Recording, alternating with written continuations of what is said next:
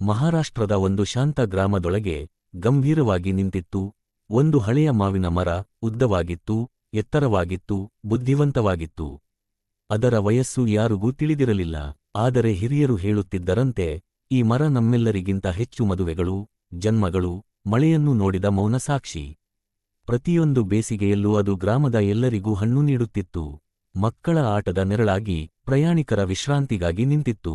ಬಿಸಿಲಿನಲ್ಲಿ ಮತ್ತು ಬಡಾವಣೆಯಲ್ಲಿ ಅದು ನೆರಳನ್ನು ಕೊಡುವುದನ್ನು ನಿಲ್ಲಿಸುತ್ತಿರಲಿಲ್ಲ. ಆಗ ರಾಮೇಶ್ ಎಂಬಾತ ಊರಿಗೆ ಹಿಂದಿರುಗಿದ. ಅವನೊಬ್ಬ ಯಶಸ್ವಿ ನಗರ ನಿರ್ಮಾಣದ ಉದ್ಯಮಿ.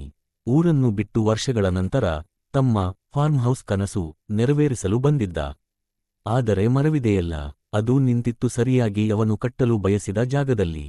ಇದನ್ನೆಲ್ಲ ಕತ್ತರಿಸಿಬಿಡಿ ಎಂದು ಕಾರ್ಮಿಕರಿಗೆ ಆಜ್ಞೆ ನೀಡಿದ. ಇಲ್ಲ ಎಂದ ಗ್ರಾಮಸ್ಥರು. ಈ ಮರ ನಮ್ಮನ್ನು ತಾಯಿಯಂತೆ ರಕ್ಷಿಸಿದೆ. ರಾಮೇಶ್ ನಗಿದ. ಇದು ಕೇವಲ ಮರವೇನಲ್ಲ, ಇದು ನನ್ನ ಕನಸಿಗೆ ಅಡ್ಡಿ. ಆದ್ರೆ ತರುವಾಯ ಬೆಳಿಗ್ಗೆ ಅವನ 8 ವರ್ಷ ವಯಸ್ಸಿನ ಮಗ ಅಚಾನಕ್ಕಾಗಿ ಅನಾರೋಗ್ಯಕ್ಕೆ ಈಡಾದ. ಜ್ವರವಿಲ್ಲ, ಡಾಕ್ಟರ್ಗಳಿಗೂ ಗೊತ್ತಾಗಲಿಲ್ಲ ಏನೂ ಆಗುತ್ತಿದೆ. ಅಷ್ಟರಲ್ಲಿ ರಾತ್ರಿ ಒಂದು ವೃದ್ಧೆ ಬಂದಳು. ಬಿಳಿ ಸೀರೆ, ಕೆಂಪು ಹೊಳೆಯುವ ಬಾವಲಿ, ಕೈಯಲ್ಲಿನ ಒಂದು ಪಾತ್ರೆಯಲ್ಲಿ ಮಾವಿನ ಎಲೆಗಳು ಮತ್ತು ನದಿಯ ನೀರು ಇತ್ತು. ಅವಳು ಹೇಳಿದರು, ಇದನ್ನು ಮಕ್ಕಳಿಗೆ ಕೊಡಿ, ಆದರೆ ಮರವನ್ನು ಕೈಹಾಕಬೇಡಿ. ನಿರಾಶೆಯಲ್ಲಿದ್ದ ರಾಮೇಶ್ ಒಪ್ಪಿಕೊಂಡ. ಮರುದಿನ ಬೆಳಿಗ್ಗೆ ಅವರ ಮಗ ನಗುತ್ತಾ. ಅವನ ಮುಖ ಬೆಳಗಿತ್ತು. ತಾಯಿ ಎಚ್ಚರಿ.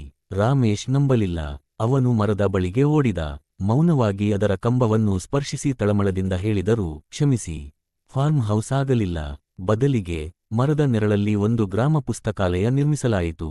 ಅಲ್ಲಿ ಮಕ್ಕಳಿಗೆ ಕಥೆ ಕೇಳಲು, ಹಿರಿಯರಿಗೆ ನೆನೆಸಿಕೊಳ್ಳಲು, ಓದುಗರಿಗೆ ಚಿಂತನೆಗೆ ಜಾಗವಾಯಿತು. ವರ್ಷಗಳು ಕಳೆಯುತ್ತಿದ್ದವು. ಮರವು ಹಾಗೇ ನಿಂತಿತ್ತು. ಪ್ರತಿಯೊಂದು ಬೇಸಿಗೆಯಲ್ಲೂ ಮರ ಹಣ್ಣು ನೀಡುತ್ತಿತ್ತು, ನೆನೆಪು ನೀಡುತ್ತಿತ್ತು ಮತ್ತು ತನ್ನ ವಚನವನ್ನು ಉಳಿಸುತ್ತಿತ್ತು.